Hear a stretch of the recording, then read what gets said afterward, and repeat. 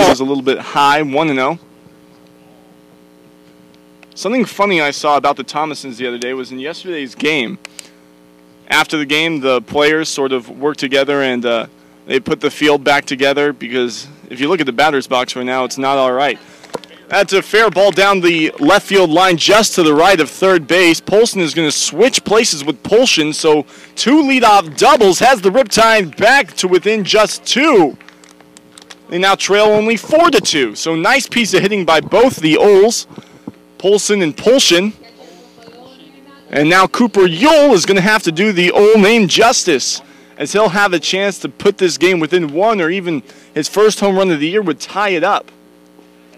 Base hit to the outfield, not guaranteed to score a run if it's hard enough hit. There are good arms in right, center, and good arms everywhere in the outfield now that I look at it. Of course, the strongest arm, I believe, is in right. On the day, Yule, he's reached base twice. He's walked and hit a single. He also stole a base. He's stolen 2 bases, actually. Cooper Yule. First pitch he sees, 2-seam fastball, top of the zone, 0-1. Man on second is Polson. They've scored a run here already. No outs in the bottom of the 6th. They have 8 hits, but only 2 runs. Just goes to show they haven't been able to string them together thus far. Yule, very calm batting stance. Good bounce in those knees as well. 0-1, the pitch from Thomason. Up high, 1-1. As I was mentioning, so the players for the Catch have to put together the field after every game. Make sure the foul lines look good, rake the dirt, you know, make the field look pretty for prospective sponsors perhaps. But something was a little bit off the other day. I was shown by one of the members of the crew for the broadcast team for the Catch. It was their batters' boxes were actually a little bit offline. And just looking at it, you couldn't really tell. Here's a high fly ball out to right field. Seminaris takes a couple steps back and makes the catch. Polson is going to try to tag and take third. He will get in there safely. Slid a little bit past third, so if they actually got the ball to the third baseman, they might have had a chance to tag him out. But instead, it's just going to be a sacrifice fly for Cooper Yule. And the man on third with only 1 away. And there's a very good chance they'll be able to score him now.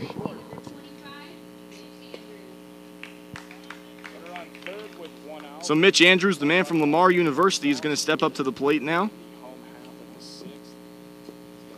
Andrews on the day 0 for 2. He was very close to a nice double down the right field line back in his second at-bat. But he fouled it just to the right, only a couple feet, maybe 1.5 feet off the line. First pitch he sees is seemingly a slider that stays above the zone, 1-0.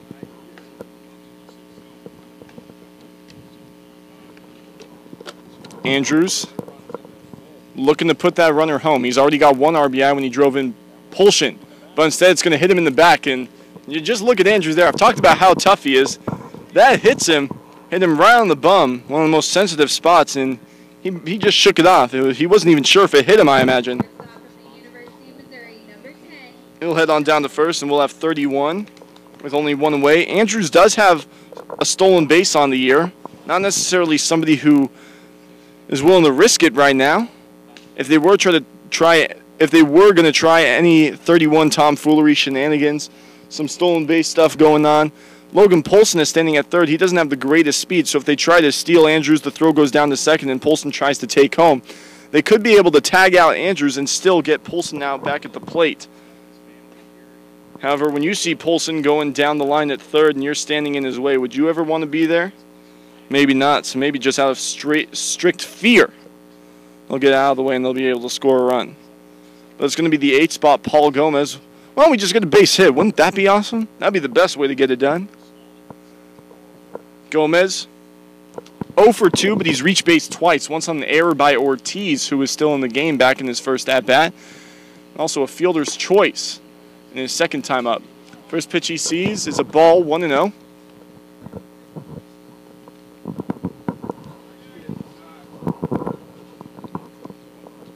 Tucker Thomason, he's already given up 1, looking to limit the damage. The Riptide looking to break through, possibly tie this game up. It's 4-2, the Catch lead. And that's way inside. That's going to hit him again. And Thomason, not looking like himself. He's hit 2 straight batters. However, the first one was a changeup. Second one, a 2-seam fastball that just runs a little bit too inside. and just graced the sleeve of Gomez. So neither of them have looked intentional, but that's going to send Anthony Chevrier, the head coach for the Catch, out to talk to Thompson. They're actually going to bring someone in. So a new pitcher is going to come in for the Catch. We'll be right back on the Orange County Riptide Network as he warms up. 4-2, the Riptide trail. Stay tuned.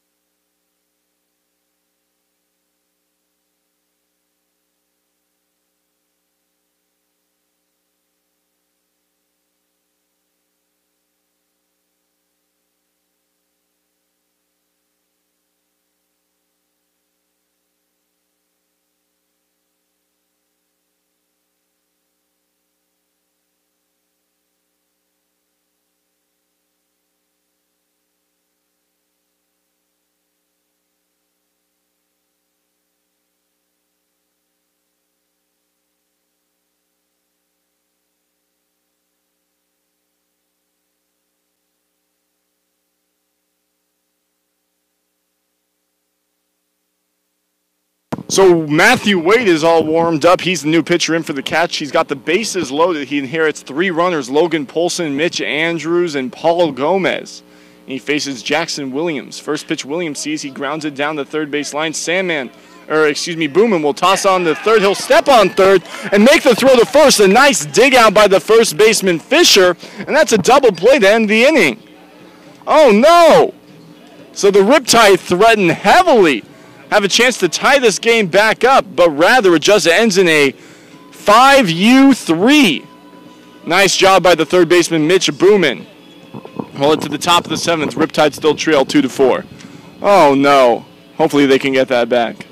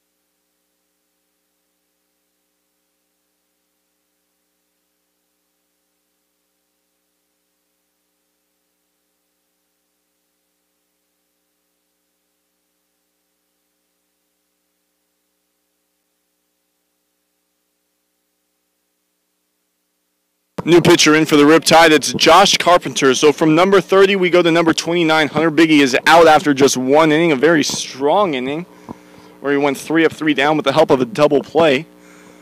And now Josh Carpenter steps up, and he's going to have a chance to do some damage to this Catch lineup as well. With the Riptide down 4-2, he looks to keep it as close as possible. First pitch seen is popped up straight to left field.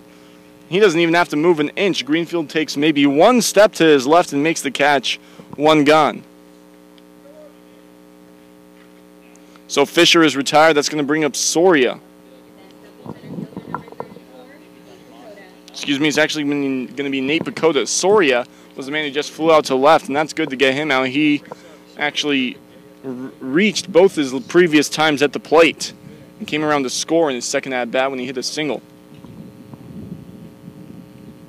So Pacoda, first pitch he sees from Carpenter is on the outside corner, 0-1. Carpenter, a 3-pitch guy.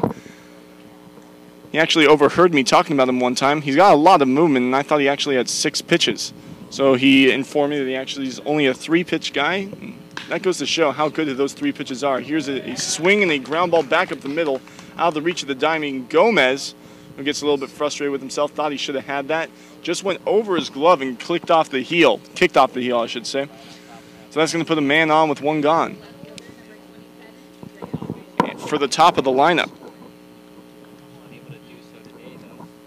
So defense back in double play depth. Carpenter loves to live low in the zone, which is where you want to be if you want to force double plays. Hunter Biggie got Fisher to ground into one his last time, the last inning, I should say. That was in the top of the 6th.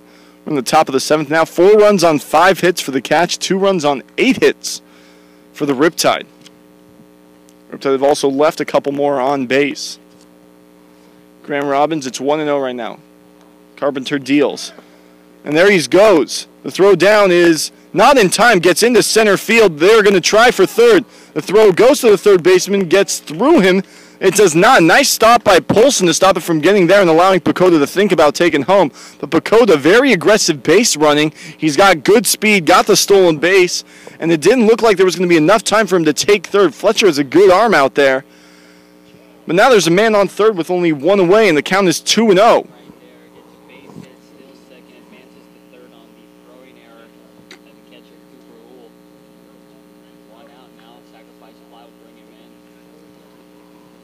So Graham Robbins, anything will score Pacoda right now with his speed, a ground ball, a soft ground ball even. However, the infield is in for the Riptide, everybody playing only a step off the grass. I've mentioned how important this game is for the Riptide. This is vital for the playoff standings. First pitch, or the 2-0 pitch, is on the outside corner, 2-1. Carpenter looking for the strikeout. Not necessarily the strikeout guy, though. Carpenter from Louisiana Tech. Looking to use some of that baseball IQ. The 2-1. At the knees, 2-2. He has it even. He's new to Louisiana Tech. Spent the last 2 years at East Central Community College, where he pitched over 50 innings. Here's a soft ground ball. Not even going to make it up the third base line. Foul. 2-2. With East Central Community College, he pitched actually 62 in the 3rd innings. And he struck out 57. So not necessarily a strikeout guy, but he does have strikeout capabilities. 2-2, take 2 is swung on and tapped. Pretty much the exact same result. This time it's a little bit more toward the Riptide dugout. 2-2 it remains. Carpenter not happy with that ball. He'll ask for another one. Carpenter lives very close, or at least he's staying very close to our assistant GM right now. They carpool to almost every game together. There's 1 out and the man on third. It's Nate Pacoda who got to third via a stolen base and error by Ewell. Here's a pop-up behind Ewell. And it's going to be right in front of us, right in between a couple of the fans. I heard one of the fans yell, "Heads up," and I lost track of it, so I stood up and started moving away. And that's the worst thing about not being able to see a ball. It's that even if you move away, since you don't know where it is, you might be moving closer to it. The closest I've ever been hit to a ball was actually when I was right up on the screen, so you never know. That trajectory can be tricky, trying to figure out where you're safest. But it stays 2-2. Robbins doing a very nice job staying alive. Infield still in. They will throw home if Pacoda tries to take it. The righty Carpenter deals to the righty Robbins, who takes a fastball low. 3-2, it's full.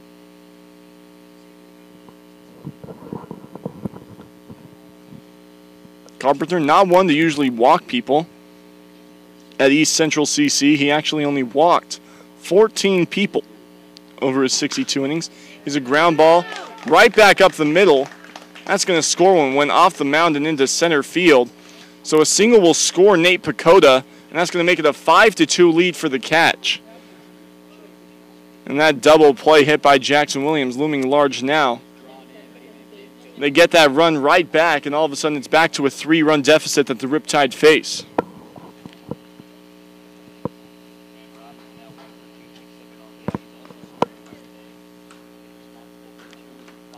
That was Robbins' first hit. He's now reached base 3 times.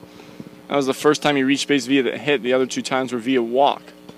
First pitch to the 2 spot, Toby Johnson, 2-seamer, it looked like. At least it tailed to the outside. Johnson swung and missed. He had about 6 inches between the end of his bat and the ball there. So good deception by Carpenter. Carpenter looking to limit the damage.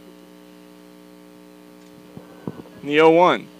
Swung on and drilled right back up the middle. Giving chase is Fletcher, who will make the easy catch, 2 away. Robbins will head on back to first. Still in danger, though. Something I didn't expect from this Catch team. You look at the standings and they're so far down. I didn't expect the Catch to be so volatile on offense.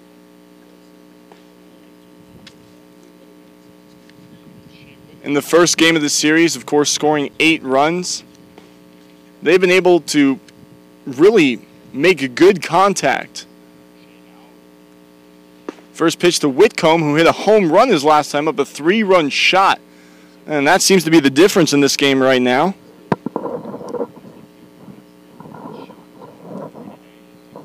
Whitcomb, of course, playing shortstop. He's had a lot of work out in the field as well. Of course, no contact harder than that of Toby Johnson and Shea Whitcomb in this series.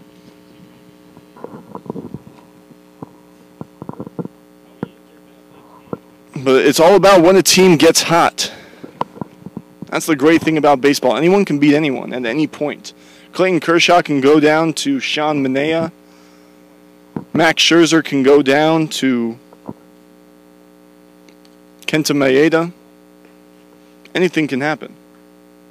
That's what's great about the game of baseball. Whereas in other sports, it's sort of obvious who's going to win.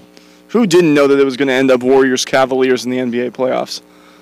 2-1 is the count now to Shea Whitcomb, as that one was low and inside.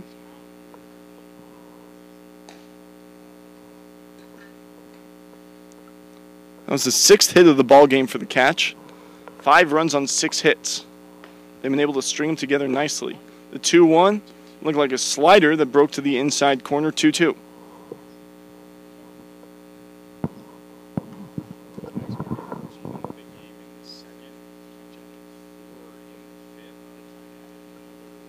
Deuces are wild. 2 balls, 2 strikes, 2 outs.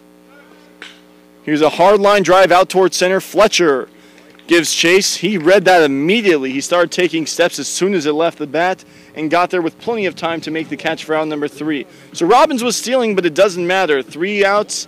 We head to the bottom of the 7th, stretch time with a 5-2 deficit for the Riptide. They look to tie it up when we come back on the Orange County Riptide Network. I'm Michael Hofling.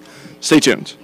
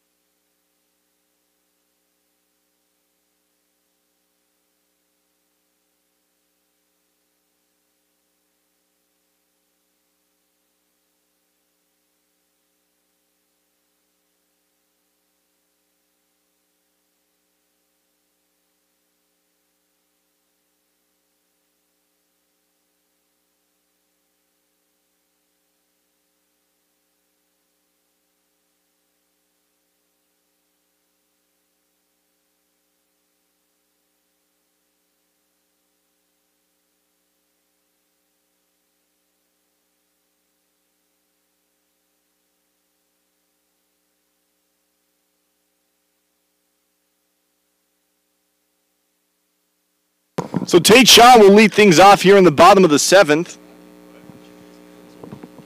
On today, Shaw. He's 0 for 3. He struck out looking his first time up. Since then, he's made contact, but is yet to see one fall. Going up against Matthew Wade, only pitched one pitch and got Jackson Williams to ground to a double play. First pitch seen by Shaw is outside 1-0.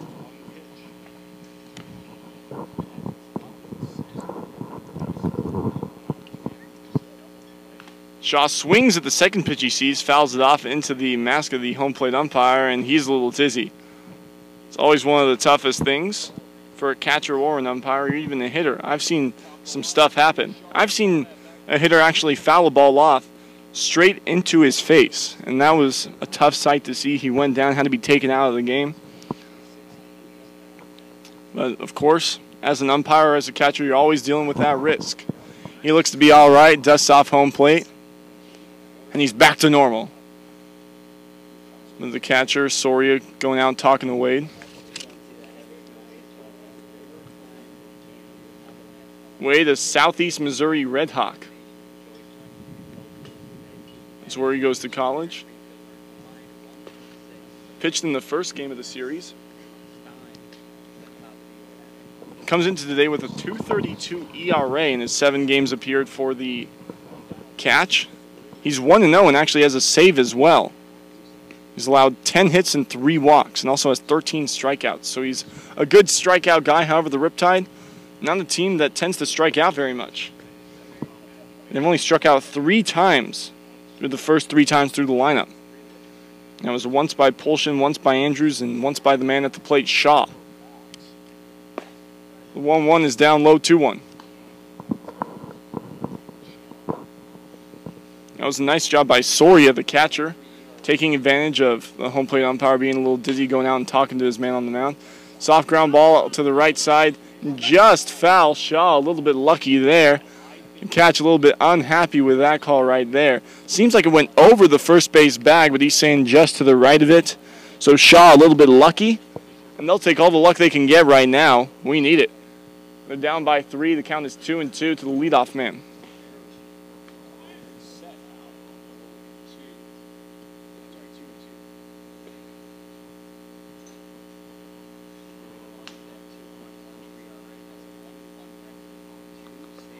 Shaw takes the 2-2, runs outside. Nice job by Soria, sliding to his left to make the catch. Full count now. Bullpen working for the Catch. Bullpen also going for the Riptide. Seems like Will Tomlinson is working out there. Meanwhile, Shaw takes ball 4. He'll hit on down to first, and the Riptide need that. A leadoff man reaches base. First time in quite some time that's been able to happen. Well, it happened last half inning. He came around to score, but then they were unable to bring him across. But other than that, it's only happened one other time. And once again, that was the other time, the other inning that they were able to score. That was back in the second when Polshin hit a double.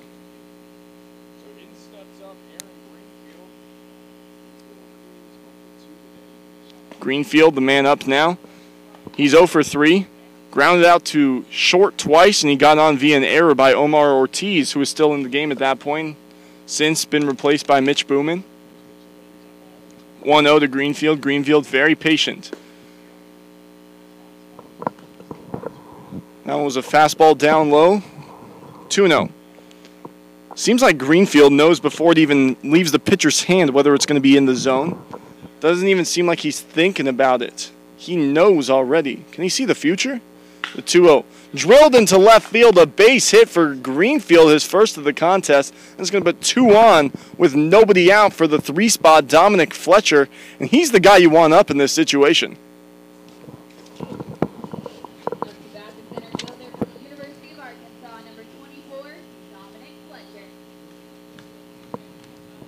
So the Arkansas Razorback will step up to the plate. He's been in what I call a great man slump in terms of power. He's been sitting at 6 home runs for quite some time. First pitch he sees is outside.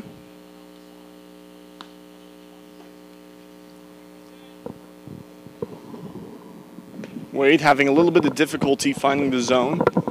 He only needed 1 pitch to get out of the 6th. We're in the 7th inning stretch right now. as the bottom half of the inning. 2 runs on 9 hits for the Riptide. Down low once again, 2-0. Waiting on deck, Jake Polshin. Polshin has 2 hits in the game. If Dominic should get on via the walk, Polshin would be a serviceable substitute for him. He's been the hottest hitter in the Riptide lineup today. The lefty Fletcher digs in. The righty Wade deals, and that runs in and hits Fletcher in the foot. He's going to take a short walk, but he seems to be all right. It's the 3rd batter hit by catch pitching. 2 were hit by Thomason, and since he's been replaced by Wade, nobody was hit until just then, Dominic Fletcher. That's going to load the bases. They've had the bases loaded 2 other times, and we're only able to get 1 across.